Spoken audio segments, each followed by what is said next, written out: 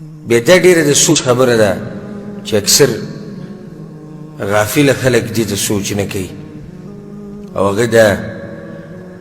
چې زما او ستا د تقدیر په کتاب کې دا خبره لیکلی شوې ده چې دا جنتي دی او که جهنمي دی. دا اوس د ډېره د سوچ خبره ده. ټول موږ ملګري دلته راشو که زموږ ټولو فیصله شوې ده، د ټولو فیصله شوې ده. او دا زیری به اله کېږي په هر انسان باندې، په موږ کې هر چا ته به کېږي، یا زیری د جهنم یا د جنت چې کله زموږ نه ساه وځي. پاټینګ کو پته لګي دا ټول نه ګرانه مرحله ده، د ټولو نه ګرانه مرحله هغه دا ده چې کله ملک الموت تا پسې راشي او ته یې په خپلو سترګو وینې او نور ملایکو سره او دغه ټیم کې زیری درکوي. حدیث کې راځي چې یو زیری داسې ورکوي چې موږ ته له زیری درکوو د داسې رب چې هغه تا نه راضي دی او تا ته په غضب کې نه دی، د هغه سره به دې ملاقات کېږي. او کله زیری داسې ورکوي چې موږ ته له زیری درکوو د داسې رب چې هغه تا نه نه دی راضي، تا ته په غضب کې دی. نو دا ګرانه مرحله ده چې اوري انسان ته کېږي.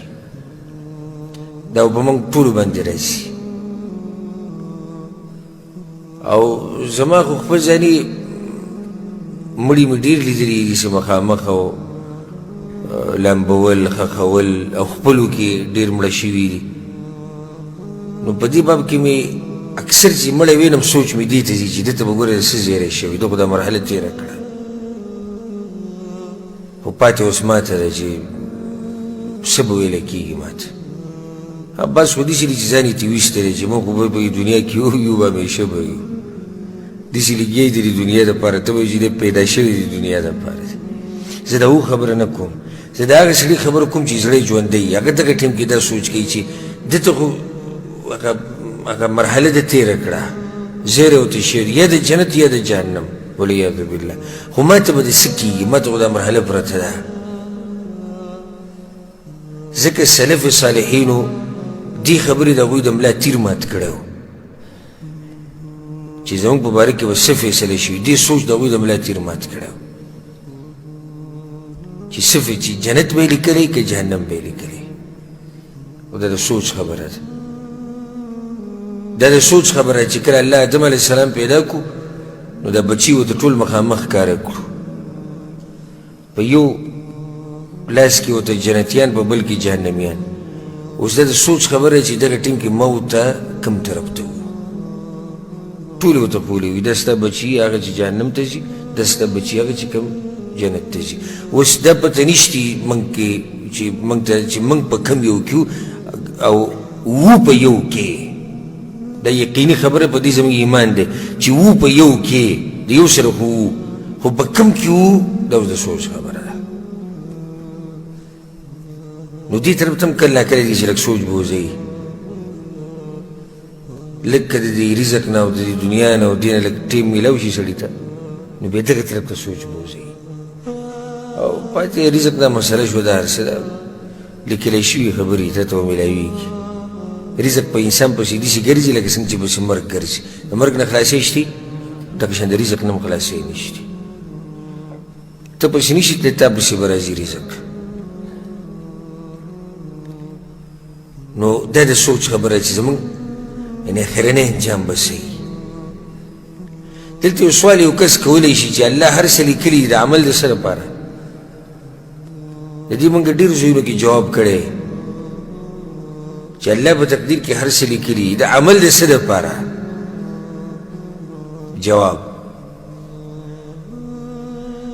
الله ته دا پته وه د همیشه نه. د الله علم څنګه چې الله د همیشه نه دی، دغه شان علم د همیشه نه دی. دا نه چې یو وخت کې الله سره علم نو بیا ورسره علم راغی، والعیاذ بالله. نه، الله سره د همیشه نه علم دی او د همیشه دپاره دی.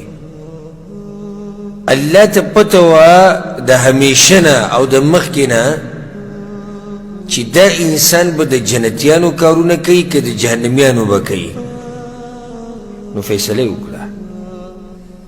چې دی به جهنم ته ځي یا دی به جنت ته ځي. بس صحیح شو.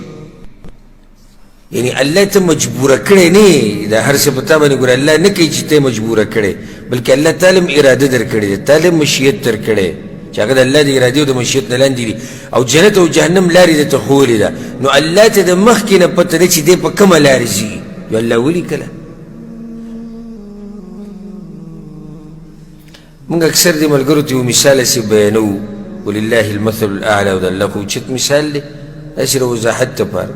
لکه اوس یو استاذ دی خپل شاګرد پیژني چې دی د سره سبق له راغلی نه دی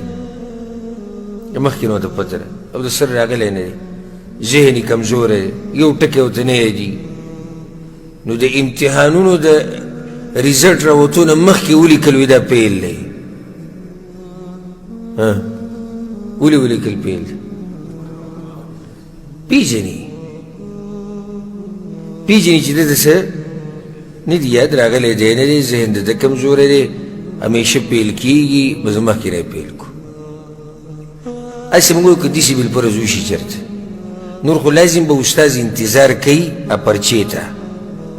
ما ورته چې کله امتحان ورکوو یا ورکړی دی یا ورکوو به نو موږ زموږ دا پرچه چې کله استاذ پسې ورسي نو بیا موږ له نمبر یې راکوي داسې ده که نه ده خو دې پرچې د رسېدو نه مخکې نمبر یې راکولی شي نشي راکولی ولې دا ګران سوال دی که نه پرچې د راکولو کتو نه مخکې ولې نمبر یې نشي راکولی علم ورسره نشته چې د څه لیکلي دي علم ورسره نشي دی به لازم انتظار کوي د پرچې ته ښه نو الله ته ضرورت شته چې انتظار وکړي نه الله ته ضرورت نشته الله ته خو د مخکې نه پته لري چې دی به دا کار کوي بس چې د مخکې نه ورته پته لري فیصله یې وکړه اوس دا مسله واضح شوه که نه اکثرو ملګرو ذهن کې دا سوال راځي صحابه کرامو دا تپوس کړی یا رسول الله عمل پیغمبر صلی الله علیه وسلم عمل کوي هر چا ته هغه لاره اسانېږي چې څه تقدیر کېږي ولې بیا الله فیصله کړې ده او موږ عمل کوو جواب یې دا دی چې زمونږ خپله اراده ده زمونږ خپل مشیت شتي د الله د مشیت او ارادې نه لاندې الله موږ مجبوره کړي نه یو دا د جبریو عقیده ده چې الله د انسانان مجبوره کړي دي والعیاذ بالله وایي دوی چې دا ګناه کوي دا هم د الله بندګي ده وایي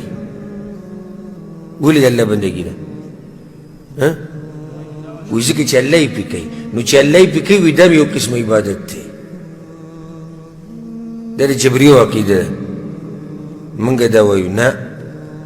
صحیح ده چې هر څه د الله د ارادې او د مشیت نه باد کېږي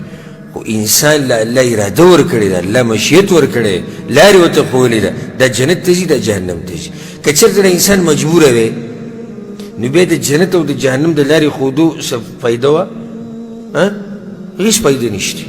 لکه اوس الله دا وایي قرآن کې وهدیناه النجدین وایي ما انسان ته څو لارې ښودي دوه او یو سړی مجبوره دی الله روان کړی دی بس الله چې به څه کوي هغه به کوي نور څه نشته خپل ارادې نشته خپل مشیت نشته نو بیا د دوه لارې الله ولې ښایي څه فایده شته دوه لارو نشته